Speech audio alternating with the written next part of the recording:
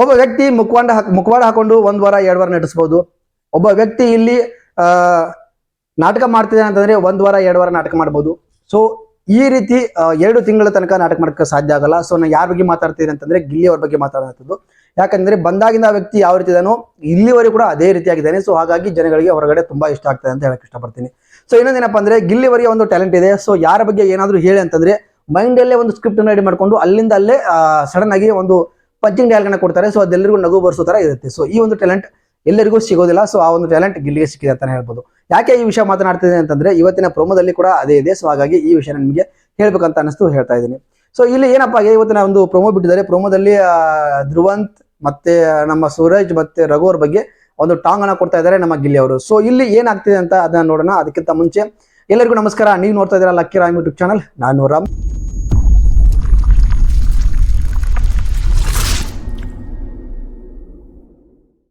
So ಯಾರೆಲ್ಲ ಚಾನಲ್ನ first time visit ಮಾಡಿದ್ರು ದಯವಿಟ್ಟು ಸಬ್ಸ್ಕ್ರೈಬ್ ಮಾಡ್ಕೊಂಡು ಸಪೋರ್ಟ್ ಮಾಡಿ, ಒಂದು ಲೈಕ್ ಮಾಡಿ. ನಿಮ್ಮ ಸಪೋರ್ಟ್ ನಿಮ್ಮ ಪ್ರೋತ್ಸಾಹ ಚಾನಲ್ ಮೇಲೆ ಬೇಕು. ಪ್ಲೀಸ್ ದಯವಿಟ್ಟು ಒಂದು ಲೈಕ್ ಕೊಟ್ಟು ಒಂದು ಸಬ್ಸ್ಕ್ರೈಬ್ ಮಾಡ್ಕೊಂಡ್ರೆ ನನಗೆ ಸಪೋರ್ಟ್ ಸಿಕ್ಕಂತಾಗುತ್ತೆ. ಪ್ಲೀಸ್ ದಯವಿಟ್ಟು ಸಬ್ಸ್ಕ್ರೈಬ್ ಮಾಡ್ಕೊಳ್ಳಿ ಅಂತ ಕೇಳ್ತಾ ಈ ವಿಡಿಯೋನ ನಾನು ಮುಂದುವರಿಸ್ತಾ ಇದ್ದೀನಿ.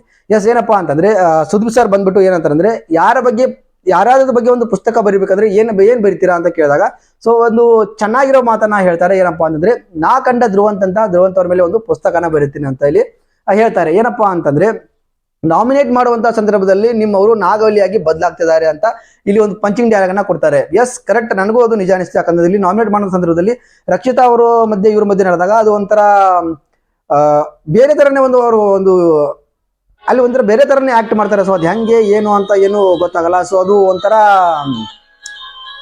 ಬೇರೆನೇ ಆಗ್ಬಿಡುತ್ತೆ. ಯಾಕಂತಂದ್ರೆ ಅವ್ರ ಒಂದು ಹಾವ ಭಾವ ಮುಖದ ಒಂದು ಏನಿದೆ ಎಕ್ಸ್ಪ್ರೆಷನ್ ಚೇಂಜ್ ಆಗಿಬಿಡುತ್ತೆ. ಅಲ್ಲಿ ಸ್ಪಂದನ ಜೊತೆ ಮಾತಾಡೋದಾಗಿರ್ಬೋದು, ಈ ರಕ್ಷಿತಾ ಜೊತೆ ಮಾತಾಡೋದಾಗಿರ್ಬೋದು, ಸೊ ಜಾನು ಜೊತೆ ಮಾತಾಡೋದಿರ್ಬೋದು, ಅದೊಂಥರ ಏನೋ ಡಿಫ್ರೆಂಟ್ ಅನಿಸ್ಬಿಡ್ತಾರೆ ಅವರು. ಸೊ ಅದನ್ನ ಇಟ್ಕೊಂಡು ಇಲ್ಲಿ ನಾಮಿನೇಟ್ ಮಾಡುವಂತ ಸಂದರ್ಭದಲ್ಲಿ ನಮ್ಮ ಧ್ರುವಂತ್ ಅವರು ನಾಗವಲ್ಲಿಯಾಗಿ ಬದಲಾಗ್ತಾರೆ ಅಂತ ಒಂದು ಪಂಚಿಂಗ್ ಡೈಲಾಗ್ ಹೇಳ್ತಾರೆ. ಸೊ ಅಲ್ಲಿಂದಲ್ಲಿ ಕ್ರಿಯೇಟ್ ಮಾಡಿ ಹೇಳೋದು ಇದೆಯಲ್ಲ, ಸೊ ಅದು ಎಲ್ಲರಿಗೂ ಬರುವಂತದ್ದು ಅಲ್ವೇ ಅಲ್ಲ.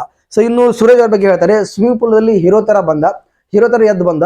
ಸೊ ಅವ್ರು ಎದ್ದು ಬಂದಿದ್ದಾರೆ ಅಂತ ಅನ್ಕೊಂಡಿದ್ದಾರೆ, ಬಟ್ ಅವ್ರು ಬಿದ್ದಿದ್ದಾರೆ ಅನ್ನೋದು ಅವ್ರಿಗೆ ಇನ್ನೂ ಗೊತ್ತಿಲ್ಲ ಅಂತ ಇಲ್ಲಿ ಹೇಳ್ತಾರೆ. ನಿಜವಾಗ್ಲೂ ಆಟದ ಕಡೆ ಜಾಸ್ತಿ ಜರ ಫೋಕಸ್ ಕೊಡ್ತಾ ಇಲ್ಲ ಸೂರಜ್ ಕೂಡ. ಸೂರಜ್ ಅವರು ಅಲ್ಲಿ ಕ್ಯಾಪ್ಟನ್ ಚಾನ್ಸ್ ಹೊರಗೆ ಬಂದಾಗ ಆ ರೀತಿ ಅಳುವಂತ ಒಂದು ಅವಶ್ಯಕತೆ ಇತ್ತ ಅಂತ ನನಗನ್ಸುತ್ತೆ.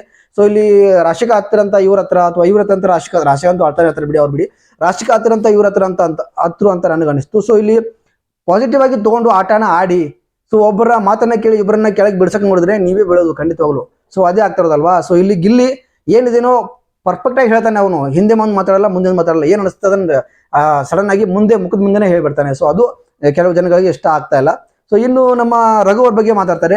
ರಘು ಅವ್ರ ಬಗ್ಗೆ ಏನ್ ಹೇಳ್ತಾರೆ ಅಂತಂದ್ರೆ ಈ ಅನ್ನ ಬಂದಾಗ ನೋಡಿದಾಗ ಒಂದು ಮಚ್ಚಿಗಿಚ್ಚು ಹಾರಾಡ್ತವೆ ಅವು ಇವು ಅಂತ ಅನ್ಕೊಂಡಿದ್ದೆ, ಬಟ್ ಇಲ್ಲಿ ನೋಡಿದ್ರೆ ಕಿಚನ್ ಅಲ್ಲಿ ಬೆಳ್ಳುಳ್ಳಿ ಕೊಯ್ಯೋದು, ಟೊಮೆಟೊ ಕೊಯ್ಯೋದು ಈ ರೀತಿ ಮಾಡ್ತಾನೆ ಅಂತ ಇಲ್ಲಿ ಅವ್ನು ಸ್ವಲ್ಪ ಟಾಂಗ್ ಕೊಟ್ಟು ಮಾತಾಡಿದೆ ಅಂತ ಹೇಳ್ಬೋದು. ಸೊ ಅವ್ರು ಮಾತಾಡುವಂತ ಒಂದು ವಿಷಯನ ನೀವು ಸೀರಿಯಸ್ ಆಗಿ ತಗೊಂಡು ನೋಡಿ. ಸೊ ಅರ್ಥ ಇರುತ್ತೆ ಅದರಲ್ಲಿ. ಗಿಲ್ಲಿ ಮಾತಾಡುವಂತ ಮಾತಲ್ಲಿ ಅರ್ಥ ಇಲ್ಲ ಅಂತಲ್ಲ, ಅರ್ಥ ಇರುತ್ತೆ. ಸೊ ನೀವು ಇರಿಟೇಟೆಡ್ ಅಂತ ಅನಿಸ್ತಾ ಇದೆ, ನೀವು ಅವ್ರ ಕಾಮಿಡಿ ಅತಿ ಆಗ್ತಾ ಇದೆ ಅಂತಂದ್ರೆ ಅಲ್ಲೇ ಹೇಳಿ. ನೀವು ಅಲ್ಲಿ ಹೇಳಲ್ಲ, ಅದೇ ತಪ್ಪು ಮಾಡ್ತಾ ಇದೀರಾ. ನೀವು ನಗೋದ್ ಬಿಟ್ಟು ಅಲ್ಲಿ ಹೇಳಿ, ಗಿಲ್ಲಿ ನಿನ್ ಕಾಮಿಡಿ ನಮ್ಗೆ ಸರಿ ಅನಿಸ್ತಲ್ಲ, ಒಬ್ಬ ವ್ಯಕ್ತಿತ್ವವನ್ನು ನೀನು ಹಾಳು ಮಾಡ್ಕೊಂಡು ಕಾಮಿಡಿ ಮಾಡ್ತಾ ಅಂತ ಹೇಳಿ. ಸೊ ಅವಾಗ ಅಲ್ಲಿ ಅವ್ರು ಎಲ್ಲರಿಗೂ ಅದು ತೀವ್ರವಾಗಿ ನೀವು ಗಿಲ್ಲಿಗೆ ಹೇಳಿದ್ರೆ ಅರ್ಥ ಮಾಡ್ಕೋಬಹುದು. ಬಟ್ ನೀವು ಅಲ್ಲಿ ನಗ್ತಾ ಇರ್ತೀರಾ, ಇಲ್ಲಿ ಬಂದು ಈ ರೀತಿ ಮಾಡ್ತಾರೆ ಅಂದಾಗ ಅಲ್ಲಿ ಏನು ಮಾಡೋಕ್ಕಾಗಲ್ಲ ಅಲ್ವಾ. ಸೊ ನೀವೇ ತಪ್ಪಾಗಿ ಕಾಣೋದು. ಗಿಲ್ಲಿ ವ್ಯಕ್ತಿತ್ವ ಹೆಂಗಂದ್ರೆ ಅವನು ಹೊರಗಡೆ ಶೋಗಳಲ್ಲೂ ಅದೇ ರೀತಿ ಇದ್ದ, ಮನೆಯಲ್ಲೂ ಅದೇ ರೀತಿ ಇದ್ದಾನೆ, ಇವಾಗಲೂ ಕೂಡ ಅದೇ ರೀತಿ ಇದ್ದಾನೆ. ಸೊ ಅಲ್ಲಿ ಇರುವಂತ ಜನಗಳೇ ಬದಲಾಗ್ತಾ ಇರೋದು. ವಾರಕ್ಕೊಮ್ಮೆ ಬದಲಾಗುವಂತ ಪರಿಸ್ಥಿತಿ ಅಲ್ಲಿನ ಎಲ್ಲ ಜನಗಳಿಗೂ ಬರ್ತಾ ಇದೆ, ಸ್ಪರ್ಧಿಗಳಿಗೂ ಬರ್ತಾ ಇದೆ. ಸೊ ಅದೇ ಮೇನ್ ತೊಂದರೆ ಆಗ್ತಾ ಇರೋದು. ಎಸ್ ಗಿಲ್ಲಿ ಕೂಡ ತಪ್ಪು ಮಾಡ್ತಾ ಇದ್ದಾನೆ. ಗಿಲ್ಲಿ ಕರೆಕ್ಟ್ ಅಂತ ಹೇಳಲ್ಲ ನಾನು, ಬಟ್ ಗಿಲ್ಲಿ ಆಡ್ತಾರೋ ವೇ ಇದೆಯಲ್ಲ ಸಖತ್ತಾಗಿದೆ. ಟಾಸ್ಕ್ ಅಲ್ಲೂ ಕೂಡ ಚೆನ್ನಾಗಿ ಆಡ್ಬೇಕು ಗಿಲ್ಲಿ ಅವರು. ಟಾಸ್ಕ್ ಅಲ್ಲಿ ಸ್ವಲ್ಪ ಸೀರಿಯಸ್ನೆಸ್ ಇರಲಿ ಅಂತ ನಾನು ಅನ್ಕೋತೀನಿ.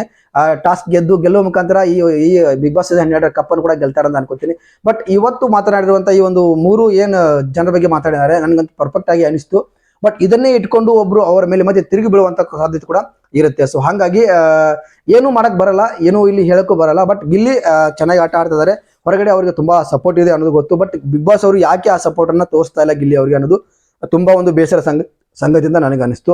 ಸೊ ನಿನ್ನೆ ಬಂದಂತ ಲೆಟರ್ಗಳು ಯಾರು ಕೂಡ ಹೊರಗಿನವರು ಬರೆದಿರುವಂತ ಲೆಟರ್ಗಳು ಅಲ್ವೇ ಅಲ್ಲ.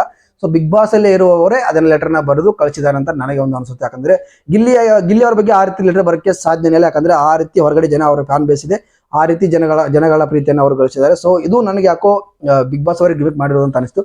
ನಿಮಗೆ ಅನಿಸ್ತು ಅಂತ ಕಮೆಂಟ್ ಮಾಡಿ ಇಷ್ಟಪಡ್ತೀನಿ. ಹಾಗೆ ಇವತ್ತು ಈ ಮನೆಯಿಂದ ಮೇನ್ ಆಗಿರುವಂತಹ ಒಬ್ಬ ಕಂಟೆಸ್ಟೆಂಟ್ ಹೊರಗೆ ಹೋಗಿದ್ದಾರೆ. ಸೊ ಇದು ಯಾರು ಕೂಡ ಎಕ್ಸ್ಪೆಕ್ಟ್ ಮಾಡಿರಲಿಲ್ಲ. ಕಾಲು ಮುರ್ಕೊಂಡಿದ್ದವರು ಮನೆಯಿಂದ ಆಚೆ ಹೋಗ್ತಾರೆ ಅಂತ ಅನ್ಕೊಂಡಿದ್ವಿ. ಬಟ್ ಇಲ್ಲಿ ಹೋಗಿರೋದು ನಮ್ಮ ಕ್ಯಾಪ್ಟನ್ ಆಗಿರುವಂತವ್ರು. ಸೊ ಜೋಡಿ ಕ್ಯಾಪ್ಟನ್ ಆಗಿದಂತ ಒಬ್ಬ ಕ್ಯಾಪ್ಟನ್ ಈ ವಾರ ಮನೆಯಿಂದ ಆಚೆ ಹೋಗಿದ್ದಾರೆ. ಸೊ ಇವರ ಜೊತೆ ಇಬ್ಬರು ಗೆಸ್ಟ್ಗಳು ಕೂಡ ಆಚೆ ಹೋಗಿದ್ದಾರೆ ಅಂತ ಮಾಹಿತಿಗಳು ಬರ್ತಾ ಇದೆ. ಬಟ್ ನೋಡೋಣ ಏನಂತ ಗೊತ್ತಾಗ್ತಿಲ್ಲ. ಅದು ಸ್ಪಂದನ ಅಂತ ಅರ್ಥ ಇದ್ರು, ಬಟ್ ಸಡನ್ ಆಗಿ ಈ ರೀತಿ ಚೇಂಜಸ್ ಯಾಕೆ ಆಯ್ತು ಏನಾಯ್ತು ಅಂತ ಗೊತ್ತಿಲ್ಲ. ಬಟ್ ಇವತ್ತಿನ ಎಪಿಸೋಡ್ ನೋಡೋಣ ಏನಾಗುತ್ತೆ ಅಂತ. ಇವತ್ತಿನ ಎಪಿಸೋಡ್ ಅಂತೂ ನಮ್ಮ ಗಿಲ್ಲಿ ಅವರು ತುಂಬಾ ಸ್ಕ್ರೀನ್ ಸ್ಪೇಸ್ ಅನ್ನ ತಗೋತಾರೆ ಅಂತ ಅನ್ಸುತ್ತೆ. ಯಾಕಂದ್ರೆ ಗಿಲ್ಲಿ ತುಂಬಾ ಕಾಮಿಡಿ ಚೆನ್ನಾಗಿ ಮಾಡ್ತಾರೆ. ಗಿಲ್ಲಿ ಪ್ರತಿಯೊಂದು ಪ್ರೊಮೋದಲ್ಲೂ ಗಿಲ್ಲಿ ಇಲ್ಲದೆ ಯಾವ ಪ್ರೊಮೋ ಕೂಡ ಇಲ್ಲ. ಸೊ ಗಿಲ್ಲಿ ಎಷ್ಟು ಅವಾಚ್ಕೊಂಡಿದ್ದಾನೆ ಬಿಗ್ ಬಾಸ್ ಅನ್ನೋದನ್ನ ಇಲ್ಲೇ ಗೊತ್ತಾಗುತ್ತೆ. ಸೊ ನಿಮ್ಗೆ ಯಾವ ರೀತಿ ಅನಿಸ್ತು ಈ ಒಂದು ಪ್ರೊಮೋ ಅಂತ ಕಮೆಂಟ್ ಮಾಡಿ. ನನಗಂತೂ ಸಖತ್ತಾಗಿ ಅನಿಸ್ತು. ಸೊ ಯಾರೆಲ್ಲ ಇನ್ನೂ ಚೆನ್ನಾಗಿ ಆಡಬೇಕು, ಗಿಲ್ಲಿ ಅವರು ಇನ್ನಾದ್ರೂ ಆ ಕ್ಯಾಪ್ಟನ್ಸಿ ರೂಮ್ಗೆ ಹೋಗೋದನ್ನ ಬಿಟ್ಟು ಅವರಾಟ ಆಡಿ ಆ ಕಾಮಿಡಿ ಅತಿಯಾಗಿ ಮಾಡ್ಕೋಬಾರ್ದು. ಸೊ ಅವ್ರು ಅತಿಯಾಗಿ ಮಾಡಲ್ಲ, ಬಟ್ ಅದು ಅತಿಯಾಗಿ ಕಾಣಿಸ್ತದೆ ಅಂತ ಅನ್ಸುತ್ತೆ ಅಲ್ಲಿ ಇರೋರಿಗೆ. ಸೊ ಏನಪ್ಪಾ ಅಂದ್ರೆ ಬಿಗ್ ಬಾಸ್ ಅವರು ಫಸ್ಟ್ ಟೈಮಿಗೆ ಇಲ್ಲಿ ಮನೆ ಒಳಗೆ ವೈಸ್ ಕ್ಯಾಪ್ಟನ್ ಅಂತ ಹೇಳ್ಬಿಟ್ಟು ಕ್ಯಾಪ್ಟನ್ ಮೋಡ್ಗೆ ಹೋದಾಗ ಒಂದು ಶಿಸ್ತಿನಿಂದ ಒಂದು ಹೇಳಿದ್ರೆ ಇಲ್ಲಿ ತನಕ ಆ ತಪ್ಪು ಗಿಲ್ಲಿ ಮಾಡ್ತಾ ಇರಲ್ಲ ಅಂತ ನನಗೆ ಅನ್ಸುತ್ತೆ.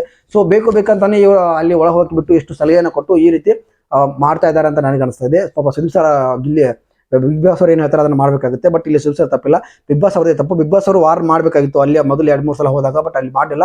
ಸೊ ಇವಾಗ ಈ ರೀತಿ ಮಾಡಿ ಈ ರೀತಿ ಒಂದು ಲಾಕ್ ಮಾಡೋದು ಎಷ್ಟು ಸರಿ ಅಂತ ನನಗಂತ ನೀವೇ ಹೇಳಿ, ನನಗಂತೂ ಸರಿ ಅನಿಸಿಲ್ಲ. ಸೊ ನಿಮ್ಗೆ ಯಾವ ರೀತಿ ಅನಿಸುತ್ತೆ ಏನಂತ ಕಮೆಂಟ್ ಮುಖಾಂತರ ಮಾಡಿದ್ರೆ ತಿಳಿಸಿ ಅಂತ ಇಷ್ಟಪಡ್ತೀನಿ. ಸೊ ಇದಾಗಿತ್ತು ಇವತ್ತಿನ ಪ್ರಮೋದ ವಿಡಿಯೋ. ಸೊ ವಿಡಿಯೋ ಇಷ್ಟ ಲೈಕ್ ಮಾಡಿ, ಶೇರ್ ಮಾಡಿ, ಸಬ್ಸ್ಕ್ರೈಬ್ ಮಾಡ್ಕೊಂಡು ಅಂತ ಈ ಒಂದು ವಿಡಿಯೋ ಮುಗಿಸ್ತದೆ. ಸಿಗ್ತೀನಿ ಮತ್ತೊಂದು ವಿಡಿಯೋದಲ್ಲಿ. ಎಲ್ಲರಿಗೂ ನಮಸ್ಕಾರ.